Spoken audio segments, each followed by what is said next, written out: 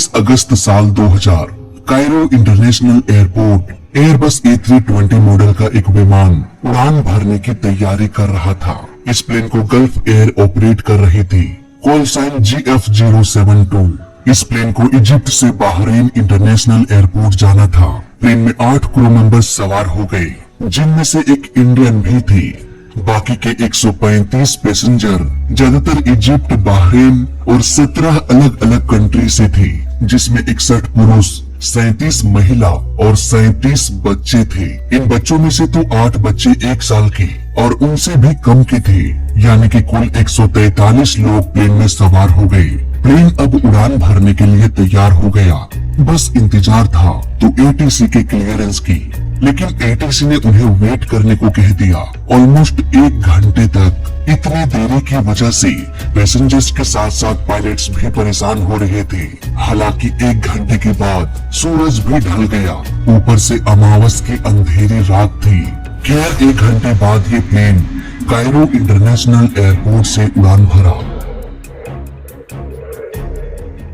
और अपनी मंजिल की ओर निकल पड़ा।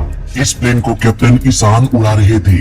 ये 37 वर्ष के थे और इनके पास 4400 फ्लाइट ओवर का एक्सपीरियंस था, जिसमें से ऑलमोस्ट 1000 घंटे इन्होंने एयरबस A320 को उड़ाया था। वही फर्स्ट ऑफिसर 25 वर्षीय ओमानी थे। इनके पास करीब 600 फ्लाइट ओवर का एक्सपीरियंस था और इन्होंने करीब 400 घंटों तक एयरबस A320 को उड़ाया। करीब 2 घंटे सफर करने के बाद ये प्लेन बहरीन एयर स्पेस में दाखिल हो गया। अब वक्त था प्लेन को लैंड कराने की। आज के दौर में ऑलमोस्ट सारे इंटरनेशनल एयरपोर्ट्स में प्लेन को लैंड कराने के लिए ILS यानी कि इंस्ट्रूमेंट लैंडिंग सिस्टम होता है, लेकिन बहरीन एयरपोर्ट में ILS नहीं था।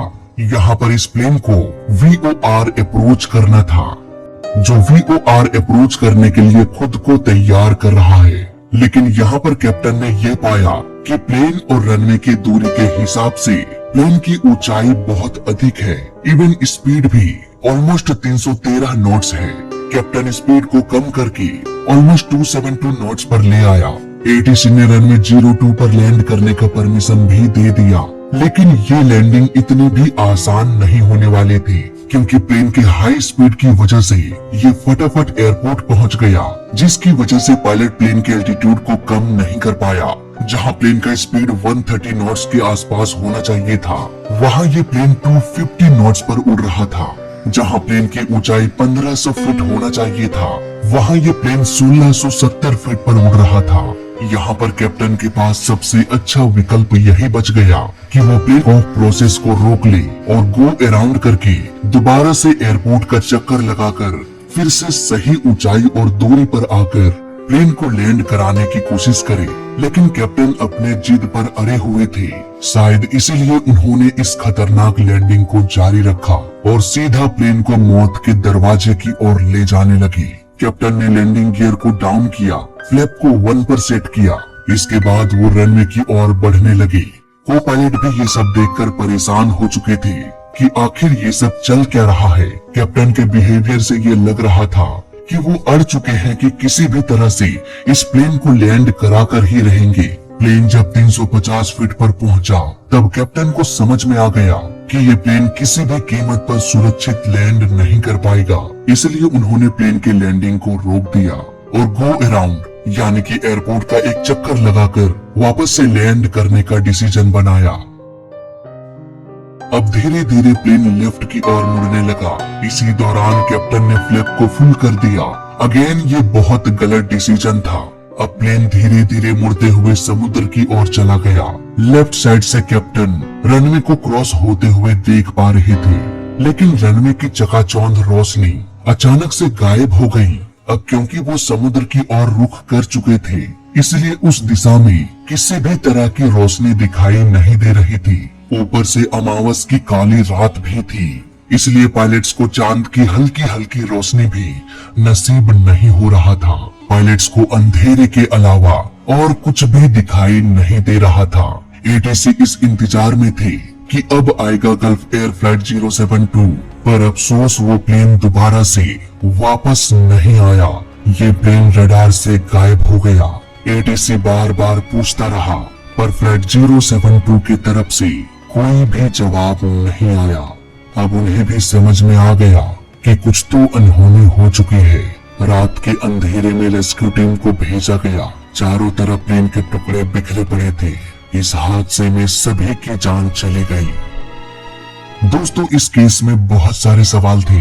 क्यों पायलट फ्लैप का यूज तब कर रहे थे जब उन्हें करना ही नहीं चाहिए था? क्यों प्लेन का मलबा उन्हें ऐसे लोकेशन पर मिला जहां इस प्लेन को जाना ही नहीं चाहिए था?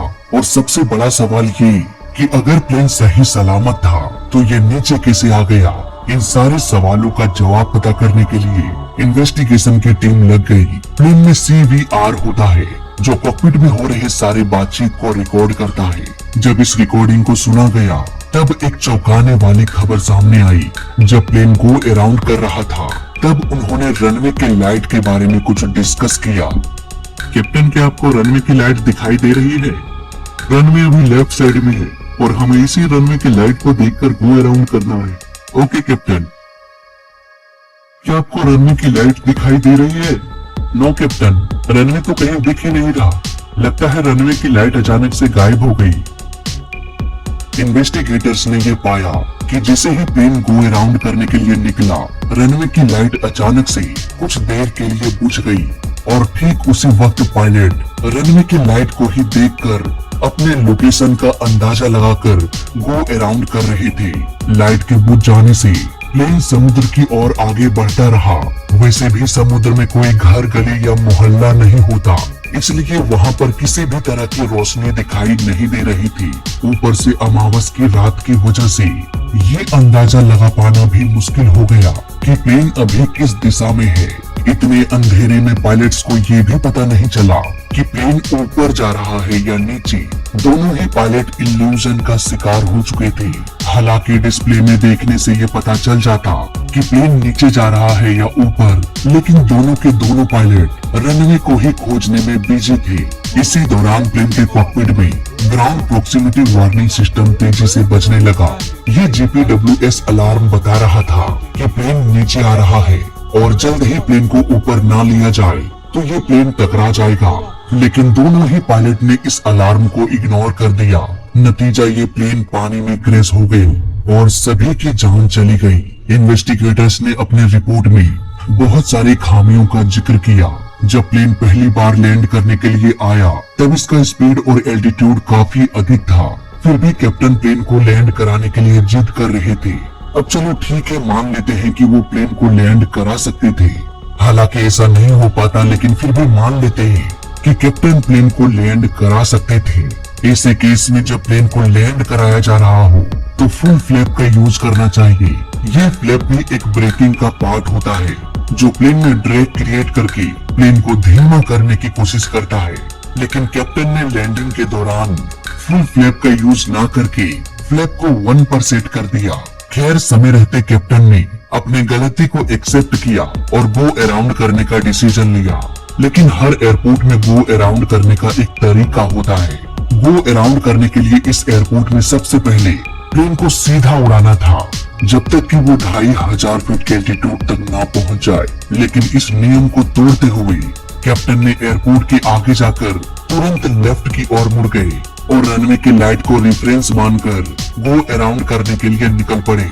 लेकिन गलती सिर्फ इतना ही नहीं था। इस प्लेन को लेफ्ट की ओर मोड़ने के दौरान उन्होंने प्लेन के फ्लैप को फुल कर दिया, जबकि फुल फ्लैप का यूज तभी किया जाता है जब प्लेन को लैंड कराना हो। लैंडिंग के अलावा और कोई भी कंडीशन ऐसा नहीं होता जब फुल फ्लैप करने की जरूरत पड़े। प्लेन में 2 पायलट बस इसलिए होते हैं ताकि एक पायलट अगर प्लेन को उड़ाता है तो दूसरा पायलट इंस्ट्रूमेंट्स पर नजर रखे। लेकिन यहाँ भी उन्होंने इंस्ट्रूमेंट्स पैनल पर ध्यान नहीं दिया कि प्लेन ऊपर जा रहा है या नीचे। इतनी सारी गलतियों के बाद भी इस प्लेन को बचाया जा सकता था अगर वो कॉकपिट में बज रहे उस अलार्म को समझ पाते। GPWS यानी कि ground proximity warning system alarm, जो ये साफ साफ बता रहा था कि जल्दी से प्लेन को ऊपर ले जाओ, नहीं तो ये टकरा जाएगा। लेकिन इसके बावजूद भी दोनों पायलट ने इस अलार्म को भी इग्नोर कर दिया। यहाँ पर आपके मन में एक सवाल आ रहा होगा कि मान लो अगर उन्हें कुछ दिखाई नहीं दे रहा और प्लेन का नोज नीचे की ओर झुका हुआ है तो क्या उन्हें ये एहसास नहीं होगा कि वो नीचे जा रहे हैं या ऊपर। दोस्तों, कभी भी आप तेज गति से आगे की ओर सफर करते हैं तो ग्रेविटेशनल फोर्स आपको नीचे नहीं बल्कि पीछे की ओर धक्का देने लगेगा, और ऐसे में आपको ये अंदाजा नहीं लग पाएगा कि आप नीचे की ओर गिर रहे हो या ऊपर की ओर जा रहे हो। हालांकि आसपास की चीजों को देखकर पता चल सकता है, लेकिन इन केस अगर आपको कुछ भी दिखाई ना दे रहा हो तब आपका दिमाग भी काम करना बंद कर देगा, और ठीक ऐसा ही दोनों पायलट्स के साथ हुआ। इसके अलावा गलती एटीसी और एयरपोर्ट मैनेजमेंट सिस्टम की भी थी। अगर रनवे का लाइट चला गया तो उन्हें तुरंत ही आसपास उड़ रहे सभी प्लेन से कांटेक्ट करके ये इन्फॉर्म करना चाहिए था, पर गल्फ एयर को कोई भी इंफॉर्मेशन नहीं दी गई। इसके अलावा मैनेजमेंट सिस्टम कहाँ था, कैसे सारा का सारा लाइट एक साथ ऑफ हो गया, ये एयरपोर्ट के खराब मेंटेनेंस को भी दर्शाता है।